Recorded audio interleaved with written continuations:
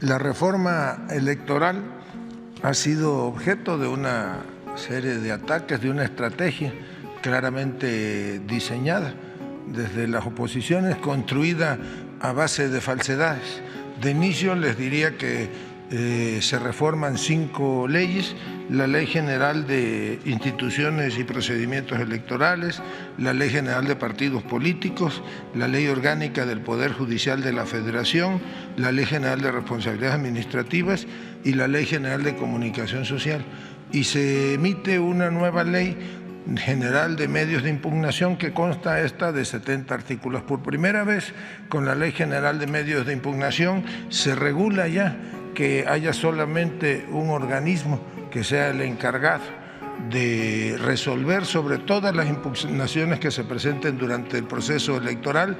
Ahí no es cierto que se le quiten facultades al Instituto Nacional Electoral o al Tribunal Electoral. Por el contrario, desaparecen las facultades que tenían las juntas locales o las vocalías locales y se concentran todas en un solo procedimiento sancionador que será regulado por la dirección respectiva en el Instituto Nacional Electoral.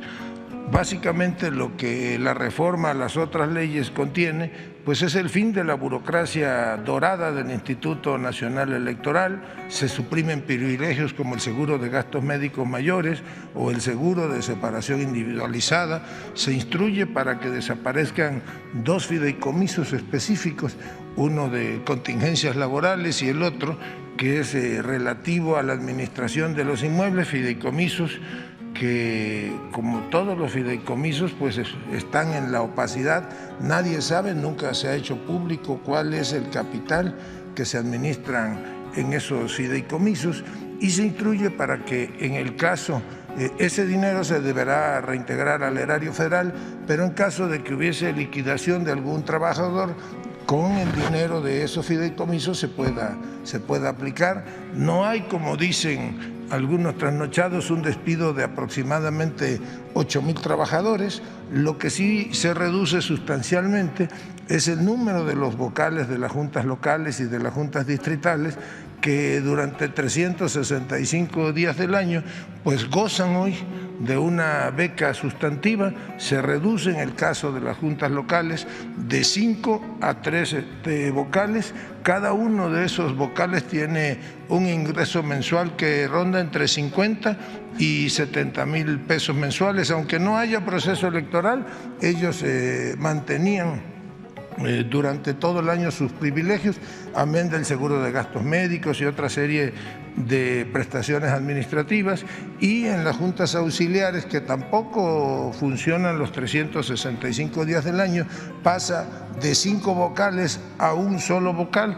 La tarea de ese vocal pues es auxiliar a las juntas locales. Prácticamente el trabajo era mínimo, y van también de salarios de entre 45,000 y 70,000 pesos, dependiendo de la ubicación de cada uno de ellos. Entonces son 32 por 2, serían 64 vocales de las juntas locales, y son 300 por 4, serían 1,200 vocales de las juntas auxiliares, que eso sí dejarán su cargo. Quienes, que son los menos, formen parte del servicio profesional electoral, deberán ser reubicados en otras áreas o en otras tareas del instituto. Igualmente señalan falsamente que se pone en riesgo la jornada electoral porque no hay la certeza de cómo se van a realizar los conteos rápidos o cómo va a funcionar el sistema preliminar de resultados electorales. Yo les diría a todos aquellos académicos que ayer decían que ya no se iban a poder hacer conteos rápidos, porque esto es una mentira, porque el conteo rápido realmente no lo realiza el Instituto Nacional Electoral, lo realizan empresas a las cuales el instituto contrata, y ese recurso está presupuestado en cada proceso electoral. Y en lo que refiere al programa de resultados preliminares, pues va a seguir operando de la misma manera, con un añadido. Ahora, en lugar de que los mexicanos tengamos que esperar hasta el miércoles para que se realicen los cómputos distritales, pues ahora los cómputos distritales van a iniciar al momento que inicie la captura de las actas del programa de resultados preliminares. Esto es pues habrá mayor certeza jurídica para realizar los conteos y muy probablemente en la madrugada del día siguiente de la elección ya los mexicanos conozcamos los resultados distritales oficiales de cualquier elección. Igualmente se facilita el voto de los migrantes o de los mexicanos en el exterior, ahora será por internet y podrán hacerlo con su credencial de elector, con su pasaporte o con una matrícula consular. Y algo que extrañamente mantienen callado es que ahora ya se abre la posibilidad de que sean sancionados quienes obtengan alguna prebenda o quienes, como se hacía antes, como en el caso del Pemex Gate, por ejemplo, financiaban a candidatos a cambio de obras, de cualquier tipo de contratos, una vez que estos hubiesen llegado a los cargos de gobernador, de presidente municipal. Todo eso ya forma parte del proceso sancionador. Se termina también con la entrega de prebendas por monedero electrónico, por tarjetas de prepago, porque ya todas ellas pues quedan debidamente penalizadas. Básicamente eso contiene la reforma, es la eliminación de los privilegios de esa burocracia dorada, como decía el señor presidente. Por ejemplo, en el caso del señor Edmundo Jacobo desaparece el cargo que él tenía y termina ahí automáticamente una relación laboral con el Instituto Nacional Electoral de 30 años a la fecha. Se termina con la posibilidad de esa absurda reelección porque el año antepasado, 2020, se le reeligió para que su cargo terminara en el 2026. Ahora, pues prácticamente al desaparecer la dirección que lo ostentaba, que dice se tenía prerrogativas como el manejo del presupuesto, que era discrecional a cargo de él y del presidente del Consejo del Instituto Nacional Electoral, pues ahora ya pasa prácticamente al retiro y hay toda una serie de ajustes en prestaciones a los altos funcionarios del Instituto Nacional Electoral. En el caso de los que formen parte del servicio profesional de carrera, la ley obliga a que sean... Adán Augusto aclara detalles del Plan B. Vamos a eliminar la burocracia dorada del INE. El secretario de Gobernación ofreció detalles de la reforma electoral como el despido de 1.264 vocales de juntas auxiliares y las modificaciones de 5 leyes electorales. Durante su participación en la conferencia de prensa mañanera del presidente López Obrador, el secretario de Gobernación, Adán Augusto, tomó la palabra para explicar algunos detalles del llamado Plan B de la reforma electoral. López Hernández mencionó que se veía obligado a llevar estas explicaciones debido a la estrategia de ataques a los que se ha visto sometida la reforma, claramente diseñada por la oposición a base de falsedades. Primeramente aclaró que se reforman 5 leyes: la Ley General de Instituciones y Procedimientos Electorales, reubicados en otras áreas del mismo instituto, en las direcciones, por ejemplo, que ahora se compactan en 7 y antes eran 16. En el caso de los despidos, pues son básicamente 32 por 2, serían 64 vocales de las juntas locales y 1.200 vocales de las que se llaman las juntas auxiliares. Ese es el universo de posibles despidos, no llega ni siquiera al 7-8% del total de los 17.500 trabajadores que aproximadamente tiene el Instituto Nacional Electoral. Se fortalece incluso la relación laboral del resto de los empleados con el Instituto Nacional Electoral porque se compactan las áreas administrativas. La reforma prevé que en caso de que deban de ser liquidados, el recurso para ello está en los fideicomisos de los que dispone hoy el Instituto Nacional Electoral, fideicomisos que además se prevé ahí en la reforma, pues que van a desaparecer. Nada más se dejaría el fondo contingente si hubiese que aplicar liquidación a alguno de esos trabajadores. No son 2.000 y tantos, son, como le digo, 3 por 4, 12, 1.200 más 64, serían 1.264 vocales, que son los que pasarían a despido. Si algunos de ellos, que yo no creo que sea el caso, forman parte del servicio profesional de carrera, pues esos deberán ser reubicados dentro de las mismas juntas auxiliares o de las juntas locales, o bien en la central del Instituto Nacional Electoral. No sabemos cuánto hay de dinero en los fideicomisos, tampoco, pues nunca han informado de ellos. Sí sabemos cuáles son ellos, y estamos analizando la posibilidad de, vía la Comisión Nacional Bancaria y de Valores, solicitar la información y que se haga pública la información del monto que en efecto tienen esos fideicomisos.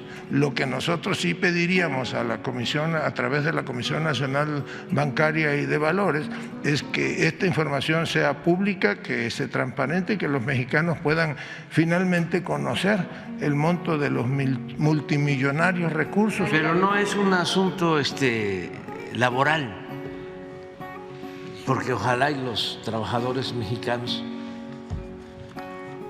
la mayoría del pueblo de México, tuviese esas prestaciones. Es que además de esas prestaciones ordinarias, esa burocracia dorada cuenta cuando menos con 3 privilegios, entre otros. Primero, el sueldo y viáticos y demás, que está por encima, ahorita te doy la palabra, está por encima de lo que gana el presidente, que es violatorio a la Constitución, al artículo 127 de la Constitución. Pero como se ampararon contra la ley de austeridad, mantienen esos sueldos, esos viáticos. Ese es un privilegio adicional. 2, el servicio médico privado. No son los derechos que tienen los trabajadores, la mayoría de los mexicanos. El servicio médico privado cuesta sostenerlo. Bueno, cuando llegamos eran 7,000 millones de pesos. Nosotros lo cancelamos, pero estos institutos autónomos que no se tocan los mantuvieron y no se sabe a cuánto asciende este seguro médico privado. 3, todo esto incluye al señor Jacobo, a Lorenzo Córdoba. 3, se dice, se va a liquidar, y de acuerdo a la Ley Federal del Trabajo son 3 meses de sueldo por año de antigüedad, 20 días por año. No, es que tienen una caja de ahorro especial en donde con el presupuesto público se les entrega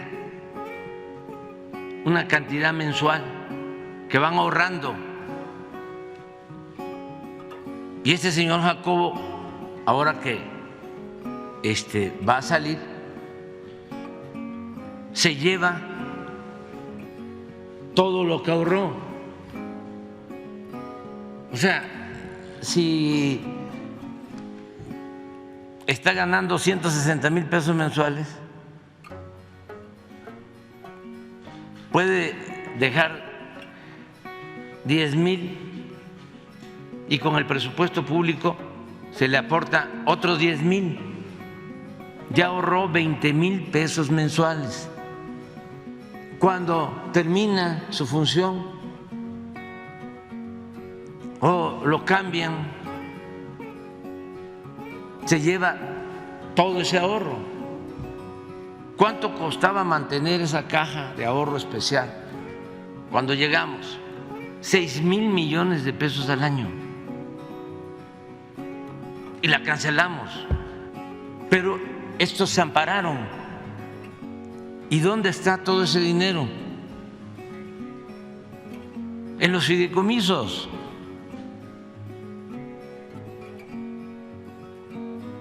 ¿Y cuánto es ese dinero? Enigma. No sabemos. Y tenemos derecho, todos, a saberlo. Ojalá y hoy aclaren esto. Pero no solo son los fideicomisos del INE. El Poder Judicial tiene muchos fideicomisos, también con miles de millones de pesos. Con lo mismo, llegan a ganar los ministros hasta 600,000 pesos mensuales, sumando sueldos y prestaciones de todo tipo. Y lo mismo, servicio médico privado y fondo de retiro. ¿Y de dónde es el dinero? Es dinero del pueblo.